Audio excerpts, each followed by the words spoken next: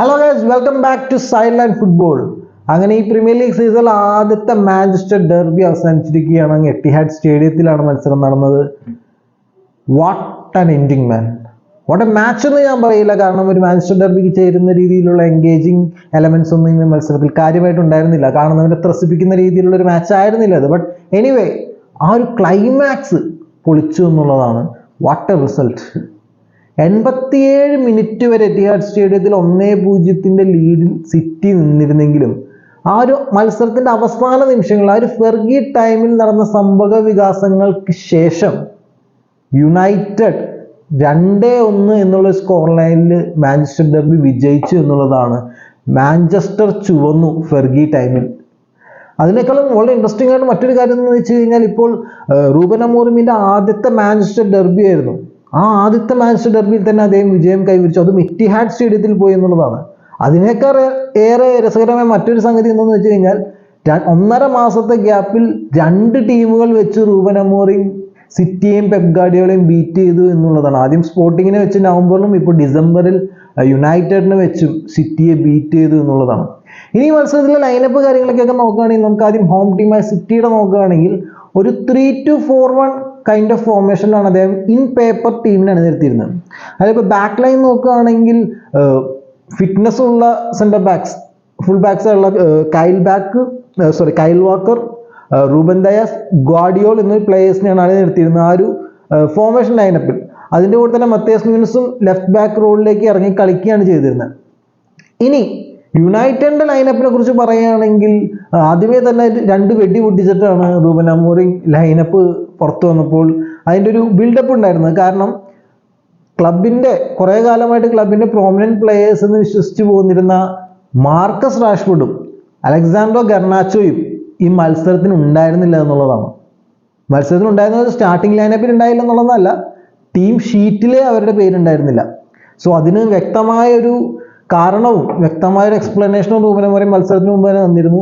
പരിക്കോ injury കൺസേൺസോ ഉള്ള കാരണമല്ല അവർ മത്സരത്തിന് ഇല്ലാത്തത്, അതോ ഫിറ്റ്നസ് ഇഷ്യൂസ് അല്ല എന്ന് അദ്ദേഹം തുറന്നു പറയുന്നുണ്ടായി.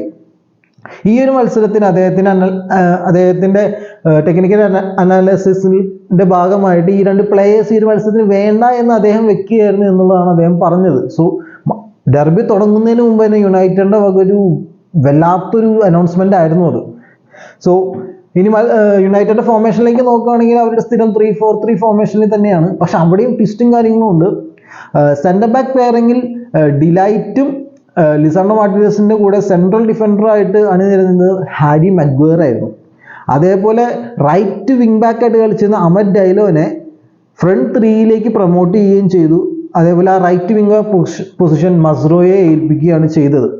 അതേപോലെ മിഡ്ഫീൽഡ് പിവറ്റിലേക്ക് ഉഗാട്ടയ്ക്ക് പെയറിംഗ് ആയിട്ട് ബ്രൂണോ ഫെർണാണ്ടസിനെയാണ് കളിപ്പിച്ചത്. സോ മറ്റൊരു നമ്പർ 10 ആയിട്ട് മേസൺ മൗണ്ടിനാണ് അവസരം ലഭിച്ചത് മത്സരത്തിൽ. സ്ട്രൈക്കറായിട്ട് ഹോളണ്ടാണ് മത്സരം സ്റ്റാർട്ട് ചെയ്തത്. ഇനി ഫസ്റ്റ് ഹാഫ് നോക്കുകയാണെങ്കിൽ 2 ടീമുകളും അത്ര അഗ്രസീവായിട്ടല്ല മത്സരം സ്റ്റാർട്ട് ചെയ്തത് എന്നുള്ളതാണ്. സിറ്റി ഒന്നും ഒരു ഓൾ ഔട്ട് പ്രസ്സിങ്ങിലേക്ക് അല്ലെങ്കിൽ ഒരു അഗ്രസീവ് പ്രസ്സിങ്ങിലേക്ക് പോയില്ല എന്നുള്ളതാണ്. മേ ബി അങ്ങനെ പ്രസ്സിങ്ങിലേക്ക് പോയി കഴിഞ്ഞാൽ ഒരു ക്വിക്ക് കൗണ്ടർ അറ്റാക്ക് വന്നു കഴിഞ്ഞാൽ സിറ്റിയുടെ structural weakness may be United exploit ചെയ്യും എന്ന് കരുതിയിട്ടാവണം അത്രയും നല്ലൊരു പ്രസ്സിങ്ങിലേക്ക് സിറ്റി ഫസ്റ്റ് ഹാഫിൽ മുതിരാതിരുന്നത് എന്ന് തോന്നുന്നു. എനിവേ, സിറ്റിയുടെ അറ്റാക്കിംഗ് പാറ്റേൺസ് എല്ലാം നോക്കിക്കഴിഞ്ഞാൽ through the middle united defence break ചെയ്യാനായിട്ട് ഡിബ്രോയിനെയും ഫോർഡനും അത്യാവശ്യം ശ്രമിക്കുന്നുണ്ടായിരുന്നു, എർലിംഗ് ഹാലൻഡിനെ ഫൈൻഡ് ചെയ്യാനായിട്ട്. പക്ഷേ ഹാരി മഗ്വയറും ലിസാൻഡ്രോ മാർട്ടിനസും നല്ല വൃത്തിയായിട്ട് ഈ ഒരു മത്സരത്തിൽ ഉടനീളം എർലിംഗ് ഹാലൻഡിനെ മാർക്ക് ചെയ്തു, ബ്ലോക്ക് ചെയ്തു എന്നുള്ളതാണ്. ഹാരി മഗ്വയറും ഈ ഒരു മത്സരത്തിലെ പെർഫോമൻസിന് വ്യക്തമായ അപ്രിസിയേഷൻ അർഹിക്കുന്നുണ്ട് after everything he have went through. And അതേപോലെ തന്നെ ലെഫ്റ്റ് വിങ്ങിൽ ഡോക്കുവിന്റെ വക 2-3 ക്രോസസ് ഒക്കെ ഉണ്ടായിരുന്നു. പക്ഷെ ഇതൊന്നും അത്ര പ്രിസൈസ് ആയിരുന്നില്ല. സോ അതൊന്നും ഒരു ഡേഞ്ചറസ് മൊമെന്റ്സ് ആയിട്ട് വന്നില്ല യുണൈറ്റഡ് ബോക്സിനകത്ത്. മത്സരത്തിൽ ആദ്യത്തെ ഒരു ഷോട്ട് വരുന്നത് തന്നെ ഫോർഡന്റെ വക 20ാമത്തെ മിനിറ്റ് കഴിയുമ്പോഴാണ് ഒരു ഷോട്ട് വരുന്നത് തന്നെ. ഫസ്റ്റ് ഹാഫിൽ ഫോർഡന്റെ വക 1-ൽ കൂടുതൽ ഷോട്ടുകൾ ഉണ്ടായിരുന്നു. പക്ഷെ ഒന്നും ഓൺ ടാർഗറ്റ് ഷോട്ട്സ് ആയിട്ട് ഒനാനെ വലട്ടുന്ന തരത്തിലുള്ള ഷോട്ട്സ് ആയിരുന്നില്ല. ഇനി യുണൈറ്റഡിന്റെ കാര്യം നോക്കുകയാണെങ്കിൽ അറ്റാക്കിങ്ങിലേക്ക് ഫസ്റ്റ് ഹാഫിൽ യുണൈറ്റഡിന്റെ ഭാഗത്തുനിന്ന് കാര്യമായിട്ടുള്ള മൂവ്മെന്റ്സ് ഉണ്ടായിരുന്നില്ല. അമദ് ഡയലോയുടെ ഭാഗത്തുനിന്ന് റൺസും കാര്യങ്ങളൊക്കെ റൈറ്റ് വിങ്ങിൽ വരുന്നുണ്ടെങ്കിലും വ്യക്തമായിട്ടുള്ളൊരു ത്രെറ്റ് അവിടെ എഡേഴ്സന് ഫീൽ ചെയ്തില്ല. Man City goal keeper Ederson feel ചെയ്യുന്ന തരത്തിലുള്ള അറ്റാക്കിംഗ് ത്രെറ്റ്സ് ഒന്നും യുണൈറ്റഡിന്റെ ഭാഗത്തുനിന്നും വന്നില്ല. ഇനി ഫസ്റ്റ് ഹാഫിൽ ഒരു ഗോൾ വന്നത് 36ാമത്തെ മിനിറ്റിലാണ്. പക്ഷെ അതൊരു കോർണറിൽ നിന്നാണ് വന്നത്, ഓപ്പൺ പ്ലേയിൽ നിന്നായിരുന്നില്ല. സോ ഇപ്പോൾ കോർണറിൽ നിന്ന് ഗോൾ വാങ്ങുന്ന ഒരു കണക്ക് നോക്കുകയാണെങ്കിൽ എനിക്ക് തോന്നുന്നു പ്രീമിയർ ലീഗിൽ വൂൾസിന് താഴെ സെക്കൻഡാണ് യുണൈറ്റഡ് ഏറ്റവും കൂടുതൽ കോർണർ ഗോൾസ് വഴങ്ങിയിരിക്കുന്ന ലിസ്റ്റിൽ ഇപ്പോൾ.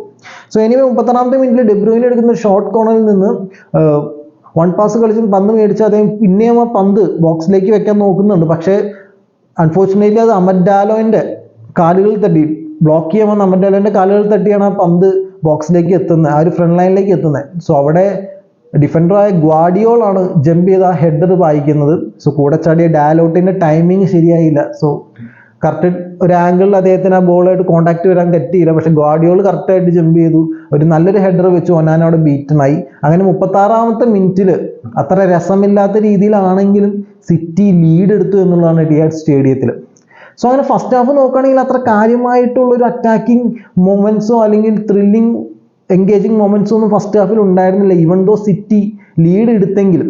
ഇനി സെക്കൻഡ് ഹാഫിലേക്ക് നോക്കുകയാണെങ്കിൽ യുണൈറ്റഡ് കുറച്ചും കൂടി മത്സരത്തിലേക്ക് അങ്ങോട്ട് ഇറങ്ങിച്ചെന്നു എന്ന് വേണമെങ്കിൽ പറയാം. സിറ്റിയുടെ ഹാഫിലേക്ക് കുറച്ചും കൂടി ഇൻവോൾവ്മെന്റ് അല്ലെങ്കിൽ കുറച്ചും കൂടി പ്ലേയേഴ്സിനെ ഫ്രണ്ടിലേക്ക് കയറ്റി കൽപ്പിക്കാൻ യുണൈറ്റഡ് തയ്യാറായി എന്നുള്ളതാണ്. ആൻഡ് സെക്കൻഡ് ഹാഫിലാണെങ്കിലും അമഡ് ഡാലോന്റെ ഭാഗത്ത് നിന്ന് റൈറ്റിൽ നിന്ന് അത്യാവശ്യം റൺസും കാര്യങ്ങളൊക്കെ വന്നിരുന്നു. ബട്ട് സ്റ്റിൽ സിറ്റിക്ക് അത്ര ത്രെറ്റനിങ് ആയിട്ട് വന്നില്ല. പക്ഷേ സെക്കൻഡ് ഹാഫിലെ ഏറ്റവും ബെസ്റ്റ് ഓപ്പർച്യൂണിറ്റി യുണൈറ്റഡിന് മത്സരത്തേക്ക് തിരിച്ചു വരാനുള്ള ബെസ്റ്റ് ഓപ്പർച്യൂണിറ്റി കിട്ടിയത് ക്യാപ്റ്റനായ ബ്രൂണോ ഫെർണാണ്ടസിനായിരുന്നു. റാസ്മസ് ഹോളണ്ട് വെച്ചു കൊടുത്ത പന്ത് അദ്ദേഹത്തിന് ബോക്സിനകത്ത് ഗോൾ കീപ്പർ മാത്രം ഫ്രണ്ടിൽ ബീറ്റ് ചെയ്യാനുള്ള ഒരു സാഹചര്യത്തിൽ കിട്ടിയതാണ് ബ്രൂണോ ഫെർണാണ്ടസിന്. പക്ഷെ അദ്ദേഹത്തിന്റെ ഷോട്ട് പുറത്തേക്കാണ് പോയത്. സോ അതിനുശേഷം മത്സരം 86-87 മിനിറ്റിലോട്ട് എത്തുന്നു. കാര്യമായിട്ട് ഇനി യുണൈറ്റഡ് മത്സരത്തേക്ക് തിരിച്ചു വരില്ല എന്ന് എല്ലാവരും ഏറെക്കുറെ വിചാരിച്ചു തുടങ്ങി. പ്രതീക്ഷകളൊക്കെ കുറഞ്ഞു തുടങ്ങി യുണൈറ്റഡ് ഫാൻസിൻ്റെയും. പക്ഷെ ആ ഒരു സമയത്താണ് ആ ഒരു മിസ് പാസ് വന്നത്. മത്തിയാസ് ന്യൂനസിന്റെ ഭാഗത്തു നിന്ന് വന്നൊരു മിസ് പാസ് ബാക്ക് ലൈനിൽ. അമഡ് ഡൈലോ ആണ് വളരെ ക്വിക്കായിട്ട് അദ്ദേഹം ആ പന്ത് ഓടിയെടുത്ത് ബോക്സിനകത്തേക്ക് കയറാണ്. സോ ഗോൾ കീപ്പറായ എഡേഴ്സൺ കയറി വന്നു.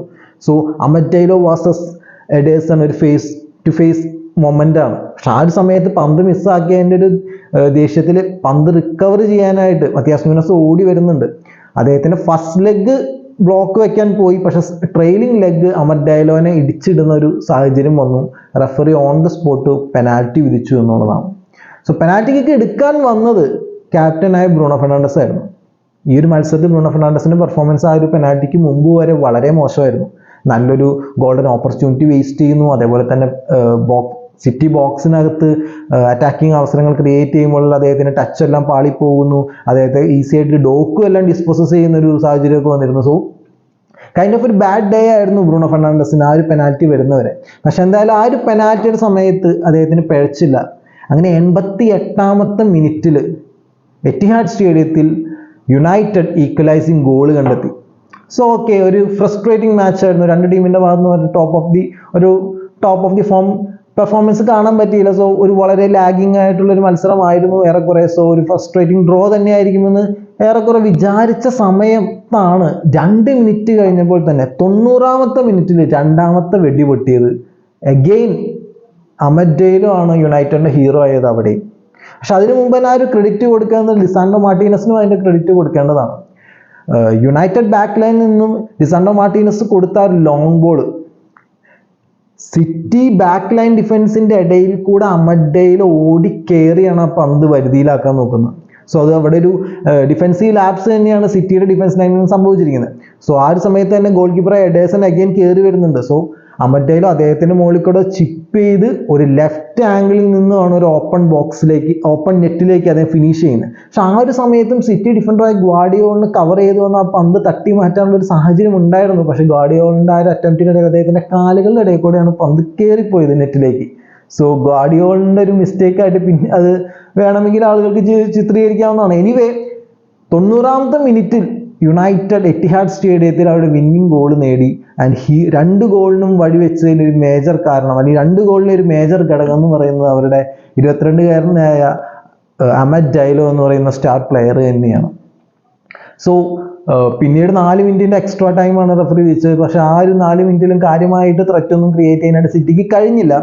അങ്ങനെ റൂബൻ അമോറിം അദ്ദേഹത്തിന്റെ ആദ്യത്തെ മാഞ്ചസ്റ്റർ ഡെർബി വിജയം നേടിയെടുത്തു എറ്റിഹാഡ് സ്റ്റേഡിയത്തിൽ പെപ് ഗാർഡിയോളയുടെ സിറ്റിയെ ബീറ്റ് ചെയ്തുകൊണ്ട്. ഇനി മത്സരത്തിലെ സ്റ്റാർ പെർഫോമൻസസ് നോക്കുകയാണെങ്കിൽ സിറ്റിയുടെ ഭാഗത്തു നിന്ന് അത്ര ഒരു സ്റ്റാർ പെർഫോമൻസ് എടുത്തു പറയാൻ എനിക്ക് കാര്യമായിട്ട് ആരും കിട്ടുന്നില്ല. ഇപ്പോൾ ഫസ്റ്റ് ഹാഫിൽ ഫിൽഫോർഡിന്റെ 2-3 ഷോട്ട്സ് ഉണ്ടെങ്കിലും അതെല്ലാം ഔട്ട് ഓഫ് ദി ടാർഗറ്റ് ആണ് പോയത്. സോ സിറ്റിയുടെ ഭാഗത്തു നിന്ന് ഒരു സ്റ്റാർ പെർഫോമൻസ് എടുത്തു പറയത്തക്ക ആരെയും എനിക്ക് തോന്നുന്നില്ല മത്സരത്തിൽ. ഇനി യുണൈറ്റഡിന്റെ കാര്യത്തിലേക്ക് വരുമ്പോൾ ആദ്യം തന്നെ അവരുടെ ഈ മത്സരത്തിൽ തന്നെ സ്റ്റാർ പ്ലെയർ എന്ന് പറയുന്നത് അമഡെയിലോ ആണ്. അദ്ദേഹത്തിന്റെ റൺസും അദ്ദേഹത്തിന്റെ അറ്റാക്കിംഗ് ത്രെറ്റ്സും അദ്ദേഹത്തിന്റെ സ്പീഡും അതേപോലെ ആ 2 ഗോളുകൾക്കും അദ്ദേഹത്തിന്റെ ആ ഒരു ഇമ്പോർട്ടൻസും കാര്യങ്ങളും എല്ലാം അദ്ദേഹത്തിന്റെ ഈ ഒരു മത്സരത്തിൽ തന്നെ യുണൈറ്റഡിന് എത്ര വിലപ്പെട്ടതായിരുന്നു എന്ന് കാണിക്കുന്നതാണ്. ഇനി അതേപോലെ തന്നെ എടുത്തു പറയേണ്ട മറ്റു 2 പ്ലേയേഴ്സ് എന്ന് പറയുന്നത് ഹാരി മഗ്വയറും ലിസാൻഡ്രോ മാർട്ടിനസുമാണ്.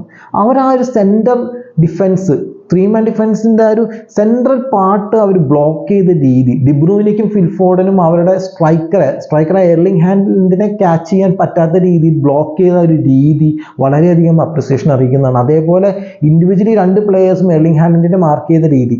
സെക്കൻഡ് ഹാഫിലൊക്കെ കുറേ ലോങ് ബോൾസ് ഒക്കെ വന്നിരുന്നു. ലിസാൻഡ്രോ മാർട്ടിനസ് ഒന്നും പക്ഷെ ഒരു ചാൻസും കൊടുത്തില്ല. അതേപോലെ ഹാരി മഗ്വയർ ഒരു ചാൻസ് കൊടുത്തില്ല എന്നുള്ളതാണ് എർലിംഗ് ഹാലൻഡിന് അത്ര ഗംഭീരമായിട്ട് തന്നെ ഈ 2 പ്ലേയേഴ്സും പൂട്ടി എന്നുള്ളതാണ്. എനിക്ക് തോന്നുന്നു എർലിംഗ് ഹാലൻഡിന് ഈ ഒരു മത്സരത്തിൽ ബോക്സിനകത്തേക്ക് യുണൈറ്റഡ് ബോക്സിനകത്ത് സെക്കൻഡ് ഹാഫിൽ ഒരു ഷോട്ട് എടുക്കാനുള്ള ഒരു ചാൻസ് മാത്രമേ കിട്ടിയുള്ളൂ ഒരു ടൈറ്റ് ആംഗിളിൽ നിന്ന്. പക്ഷെ ആ ഒരു ഷോട്ടും കറക്റ്റായിട്ട് ലിസാൻഡ്രോ മാർട്ടിനസ് ബ്ലോക്ക് ചെയ്തു എന്നുള്ളതാണ്. സോ ഈ 2 പ്ലേയേഴ്സിൻ്റെ പെർഫോമൻസ് ഈ ഒരു മത്സരത്തിൽ വളരെയധികം എടുത്തു പറയേണ്ട ഒരു കാര്യം തന്നെയാണ്. എനിക്ക് തോന്നുന്നു യുണൈറ്റഡിൻ്റെ കുറച്ചും കൂടി ഒരു വീക്ക് പോയിന്റ് അല്ലെങ്കിൽ അത്ര അങ്ങോട്ട് ശോഭിക്കാതെ പോയൊരു പ്ലെയർ എന്ന് പറയുന്നത് ഡിയോഗോ ഡാലോട്ട് ആണെന്ന് തോന്നുന്നു. ലെഫ്റ്റ് വിങ് ബാക്കായ ഡിയോഗോ ഡാലോട്ട് അത്ര നല്ലൊരു പെർഫോമൻസ് കൊടുത്തില്ല. അദ്ദേഹം കൈൽ വാക്കറിനെതിരെയാണ് അദ്ദേഹത്തിന് ഒരു 1-on-1 സിറ്റുവേഷൻസ് ഒക്കെ വന്നത്. കൈൽ വാക്കറിന് അറിയാലോ ഇപ്പോൾ ഈ അടുത്തൊന്നും നല്ല ഫോമിലൊന്നുമല്ല, 34 വയസ്സ് അദ്ദേഹത്തിന്റെ ഫോമും കാര്യങ്ങളൊക്കെ വളരെ ലോ ആണ് ഇപ്പോൾ. എന്നിട്ടും ഡിയോഗോ ഡാലോട്ടിന് ആ ഒരു സാഹചര്യം അല്ലെങ്കിൽ ആ ഒരു സിനാരിയോ മുതലെടുക്കാൻ പറ്റിയില്ല എന്നുള്ളത് ചെറിയൊരു നെഗറ്റീവ് ടോണിൽ പറയേണ്ട ഒരു കാര്യമായിട്ട് തോന്നുന്നു. അതിൻ്റെ ഉഗാട്ടയുടെ ഭാഗത്ത് നിന്ന് പക്ഷേ നല്ല പെർഫോമൻസ് ഉണ്ടായിരുന്നു മിഡ്ഫീൽഡിൽ. ബ്രൂണോ ഓഫ്കോഴ്സ് ആ ഒരു പെനാൽറ്റിക്ക് മുമ്പ് വരെ മോശം പ്രകടനം വരുന്നില്ല.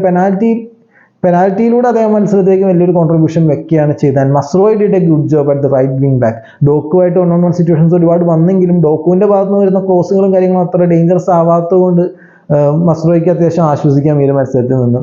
ആൻഡ് ഇനിയിപ്പോൾ റൂബൻ അമോറിമിൻ്റെ കാര്യം പറയുകയാണെങ്കിൽ അത് ഇന്നലെ വാച്ചലോങ് ഈ മത്സരത്തിൻ്റെ വാച്ചലോങ് പോയപ്പോൾ ഞാൻ പറഞ്ഞൊരു കാര്യമുണ്ട്.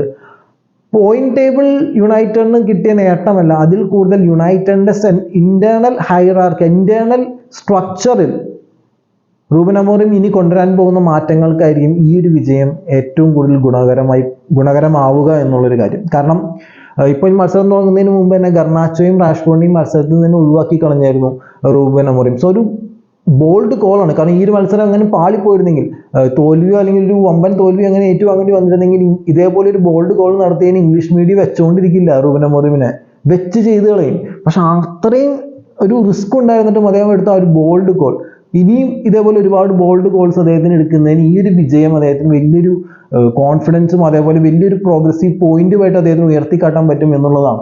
സോ ഇനിയിപ്പോൾ സിറ്റിയുടെ കാര്യം നോക്കുകയാണെങ്കിൽ പിന്നെയും താഴോട്ട് തന്നെയാണ് അവസ്ഥ. ഇപ്പോൾ 11 മത്സരങ്ങളിൽ നിന്ന് 8 തോൽവിയും 1 വിജയവും മാത്രമാണ് അവർക്ക് കിട്ടിയിട്ടുള്ളത്. 5ാം സ്ഥാനത്ത് തന്നെ നിൽക്കുന്നുണ്ട് 27 പോയിന്റുമായിട്ട്.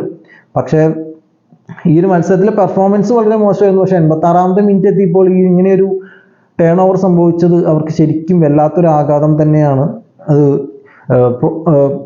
പോസ്റ്റ് മാച്ച് പ്രസന്റേഷനിൽ സിറ്റി പ്ലെയേഴ്സ് തന്നെ അതെടുത്ത് പറയുന്നുമുണ്ട്. സോ പെപ് ഗാർഡിയോളയുടെ മോശം ഫോം അല്ലെങ്കിൽ പെപ് ഗാർഡിയോള ടീമിൻ്റെ സിറ്റിയുടെ ഒരു മോശം ഫോം ഇപ്പോഴും കണ്ടിന്യൂ ചെയ്തുകൊണ്ടിരിക്കുകയാണ്. അത് പുതിയ ഡെപ്തിലേക്ക് കാര്യങ്ങൾ പൊക്കോണ്ടിരിക്കുകയാണ്. സോ എന്തായാലും യുണൈറ്റഡ് ഒരു പുതിയ എനർജിയിലായിരിക്കും ഇനിയുള്ള മത്സരങ്ങളിലേക്കൊക്കെ ഫോക്കസ് ചെയ്യുക. ഇപ്പോൾ അവർക്ക് 12ാം സ്ഥാനത്താണ് 22 പോയിന്റുമായിട്ട് അവർ എത്തിയിരിക്കുന്നത്. സോ യുണൈറ്റഡിൻ്റെ അടുത്ത മത്സരങ്ങളിലേക്ക് ഒരു പുത്തൻ എനർജിയാണ് അവർക്ക് ഈ ഒരു വിജയത്തോടു കൂടി ഈ ഒരു മാഞ്ചസ്റ്റർ ഡെർബിയിൽ നിന്ന് ലഭിച്ചിരിക്കുന്നത്. മത്സരത്തിൽ മറ്റൊരു ഇൻട്രസ്റ്റിംഗ് ആയ ഒരു ഇവന്റ് നടന്നത് 40ാമത്തെ മിനിറ്റിലായിരുന്നു. റാസ്മസ് ഹോലണ്ടും കൈൽ വാക്കറും തമ്മിലൊരു ഫേസ് ഓഫ് ആയിരുന്നു. അത് 2 പ്ലേയേഴ്സും വളരെ ക്ഷുഭിതരായി ഒരു മുഖത്തോട് മുഖം ചേർത്ത് നിർത്തിയ ഒരു ഹീറ്റഡ് എക്സ്ചേഞ്ച് ആയിരുന്നു.